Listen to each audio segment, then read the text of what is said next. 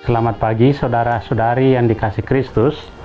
Mari kita mengawali hari baru dengan mendengarkan firman Tuhan yang diambil dari Injil Matius bab 17 ayat 10 sampai dengan 13. Tuhan bersamamu. Inilah Injil suci menurut Santo Matius. Ketika Yesus dan murid-muridnya turun dari gunung, para murid bertanya kepadanya, "Mengapa ahli-ahli Taurat berkata bahwa Elia harus datang dahulu?" Yesus menjawab, "Memang Elia akan datang dan memulihkan segala sesuatu. Dan aku berkata kepadamu, Elia sudah datang, tetapi orang tidak mengenal dia dan memperlakukannya menurut kehendak mereka. Demikian pula anak manusia akan menderita seperti mereka."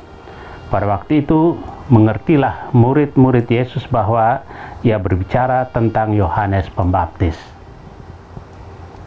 Demikianlah sabda Tuhan. Saudara-saudari yang dikasihi Kristus, tema yang akan kita renungkan pada hari ini, peka dan terbuka. Sejak kita menjalani pendidikan dasar sampai perguruan tinggi, kita menggunakan seluruh waktu, energi, dan tenaga untuk mengasah pikiran kita. Kita jarang mengasah hati kita. Inilah yang sering menjadi kendala bagi kita untuk mengalami kehadiran Tuhan yang berbicara kepada kita lewat peristiwa-peristiwa hidup dan lewat sesama kita. Hati manusia yang tumpul, keras, dan membatu inilah juga yang terjadi dalam bacaan Injil hari ini. Hati orang-orang Yahudi sangat tumpul, membatu, dingin, kaku, keras, tertutup, dan lamban menangkap tanda-tanda zaman. Pikiran mereka tajam untuk menilai dan menghakimi orang lain, tetapi hati mereka tumpul untuk mengenal kehadiran Tuhan di dalam hidup mereka. Ahli Taurat dan orang Farisi terpaku pada hal lahiriah sehingga tidak dapat melihat tugas perutusan Yohanes Pembaptis yang serupa dengan perutusan Nabi Elia. Yohanes diutus untuk menjadi penunjuk arah sebagai persiapan menyongsong Sang Mesias, Yesus Kristus sendiri. Mereka sibuk dengan pikiran urusan mereka sendiri, sehingga tidak mampu melihat Elia baru yang hadir di tengah-tengah mereka. Tuhan punya banyak cara untuk mendekatkan kita padanya. Banyak petunjuk yang Tuhan berikan, namun kerap kita tidak menyadarinya, bahkan menutup diri terhadap tanda itu. Seringkali kita mengandalkan Tuhan berbuat ini dan itu. Kita ingin Tuhan memberi tanda yang seperti ini dan dapat kita mengerti. Alhasil, kita menyimpulkan bahwa Tuhan tidak mendengarkan doa-doa kita. Karena itu, mari kita membuka hati dan menjadi peka terhadap sapaan Tuhan dalam keseharian hidup kita.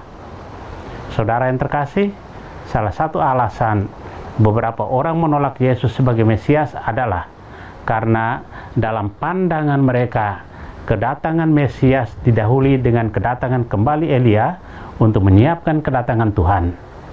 Karena fokus mereka pada kedatangan Elia, maka mereka terus menanti dan lupa bahwa isi waktu yang disampaikan oleh Elia, isi warta itu sekarang dinubuatkan oleh Yohanes Pembaptis. Di satu sisi, mereka memberi perhatian pada Elia, tapi di sisi lain, mereka tetap gagal memahami apa yang diwartakan oleh Elia. Dalam masa Advent ini, beberapa tokoh yang terlibat dalam penantian disebut-sebut namanya dalam pewartaan sabda. Tetapi kita tetap diimbau untuk memberikan perhatian lebih pada penantian kita akan kedatangan Tuhan Yesus Sang Mesias. Biarlah Yesus Kristus itu menjadi pusat keberadaan kita dan ajaran-ajarannya memberikan makna yang lebih dalam tentang kehidupan ini. Amin. Marilah kita berdoa.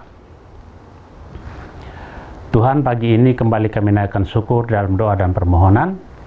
Terima kasih sudah menjaga kami saat tidur maupun bangun. Terima kasih untuk udara sejuk dan segar pagi ini. Tuhan, kami hendak beraktivitas, kami mohon tuntunan dan pemeliharaan-Mu. Jauhkanlah kami dari yang jahat, dan berilah kami kekuatan dan kesehatan.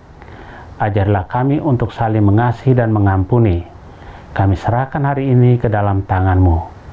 Kristus terang dunia, berkatilah keluarga-keluarga kami, jadikanlah kami alat kasih-Mu, dan pantaskanlah kami menjadi hamba-Mu yang setia. Amin.